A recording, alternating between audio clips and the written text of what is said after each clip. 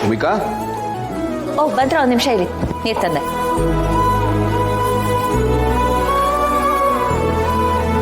ಮತ್ತೆ office space ನೋಡಕ್ ಹೋಗಿದ್ರಲ್ಲ, ಸಿಕ್ತಾ? ಸಿಕ್ತು, ಸಕ್ಕದಾಗಿದೆ. ನೈಸ್. ಎಲ್ಲಿ ಮಕ್ಳು ಕಾಣಿಸ್ತಾ ಇಲ್ಲ? ಅಮ್ಮ ಕರ್ಕೊಂಡು ಹೋಗಿದ್ದಾರೆ. ಓ ಹೌದಾ, ಓಕೆ. ಭೂಮಿಕಾ, ನಾಳೆ ನೀವು ಸ್ಕೂಲಿಗೆ ರಜೆ ಹಾಕ್ಬೇಕಾಗತ್ತೆ. ಸಾರಿ ಗೌತಮರೇ, ಆದರೆ ಅಕಾಡೆಮಿಕ್ ಇಯರ್ ಎಂಡ್ ಆಗ್ತದೆ, ಎಕ್ಸಾಮ್ ಪ್ರಿಪ್ರೇಷನ್ಸ್ ಎಲ್ಲ ಮಾಡಬೇಕು, ಸ್ವಲ್ಪ ಕಷ್ಟ ಆಗುತ್ತೆ.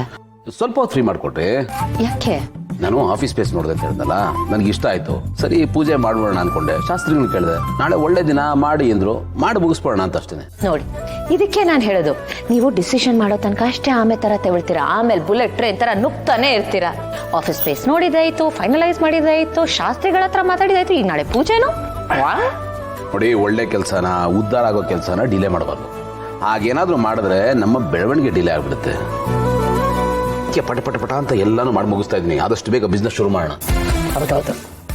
ಸೊ ನಾಳೆಯಿಂದ ನೀವು full form the great Gautam Diwan, the business magnate return. Hello hello, ಅಷ್ಟೊಂದೆಲ್ಲ ಏನಿಲ್ಲ, ನಾನಿನ್ನು ಸ್ಟಾರ್ಟ್ಅಪ್ ಬಿಸ್ನೆಸ್ ಮ್ಯಾನ್ ಅಷ್ಟೇ.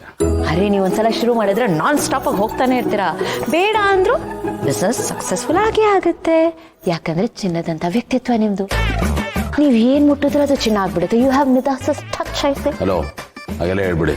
ಯಾಕೆ? ಆಮೇಲೆ ನಿಮ್ಮನ್ನ ಮುಟ್ಬೇಕಲ್ಲ, ನಿಮ್ಮನ್ನ ಮುಟ್ಟಿದ್ರೆ ನೀವು ಚಿನ್ನ ಆಗ್ಬಿಟ್ರೆ ನಿಮ್ಗೆ ಇಟ್ಕೊಂಡು ಏನ್ ಮಾಡ್ಲಿ ನಾನು? ಮಾರ್ಬಿಡಿ, ಇನ್ವೆಸ್ಟ್ಮೆಂಟ್ಗೆ ಯೂಸ್ ಆಗುತ್ತೆ. ಹೌದಲ್ವಾ? ಒಳ್ಳೆ ಸಜೆಷನ್. ಇರಿ ನೋಡ್ತೀನಿ.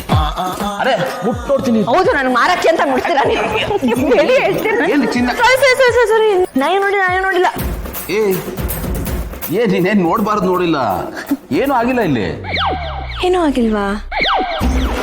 ಏನಾಗ್ಬೇಕಾಗಿತ್ತು? ಬಿಡಿ ನೀವು ಅದನ್ನ.